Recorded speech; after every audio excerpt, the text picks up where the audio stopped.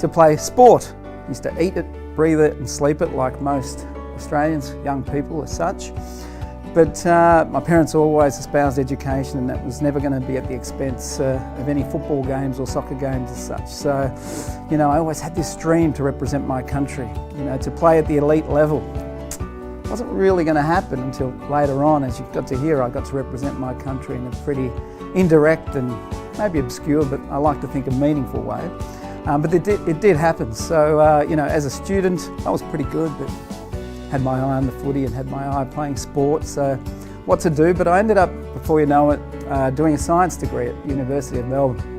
And it wasn't until I found the discipline of psychology, which we all know is exploring the way people think and behave and helping those who might need a helping hand, that I sort of realised my calling in life.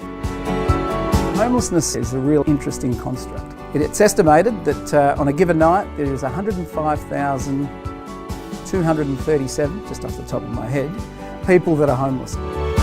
In 2006, we're due to go to Cape Town, South Africa. There was a game against Argentina. We're down, now it's a 14-minute game, 2 7-minute halves. It's fast and furious. We lost, I think, about 18-0.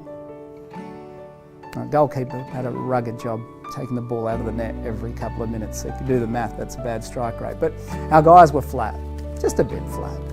So we're thinking, what can we do to pump them up? And we need to do a team building activity, or let's go see some of the sites of Cape Town. Well, some sites, but a difficult site. We went and saw some of the poor townships of Cape Town. And to see homelessness, destitution, poverty in a different form.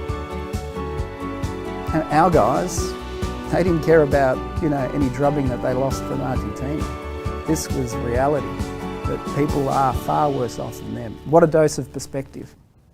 So we talked about sense of purpose, sense of belonging and support. And the other thing I talk about is opportunities.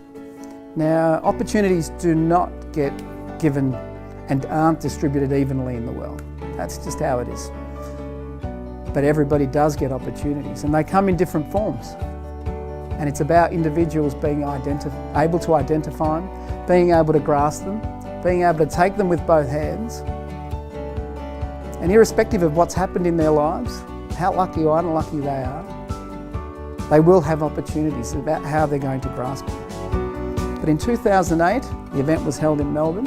I met a young lady who I ended up marrying. She was a volunteer at the event. So we're lucky to have a 2.5-year-old daughter. And so I leave you with this thought that it really is in giving that you do receive.